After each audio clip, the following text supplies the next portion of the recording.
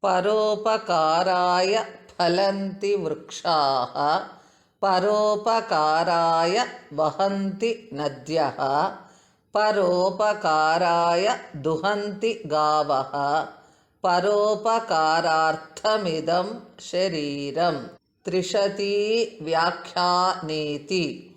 ಪರರ ಉಪಕಾರಕ್ಕಾಗಿ ಮರಗಳು ಹಣ್ಣುಗಳನ್ನು ಕೊಡುತ್ತವೆ. ಪರೋಪಕಾರಕ್ಕಾಗಿಯೇ ನದಿಗಳು ಹರಿಯುತ್ತವೆ. ಪರರ ಉಪಕಾರಕ್ಕಾಗಿ ಹಸುಗಳು ಹಾಲನ್ನು ಕೊಡುತ್ತವೆ. ನಮ್ಮ ಈ ದೇಹವಿರುವುದು ಪರೋಪಕಾರಕ್ಕಾಗಿಯೇ. Trees bear fruit for the benefit of others. It is for charity that rivers flow. Cows give milk for charity. In the same way, this body is also meant to do good deeds for others.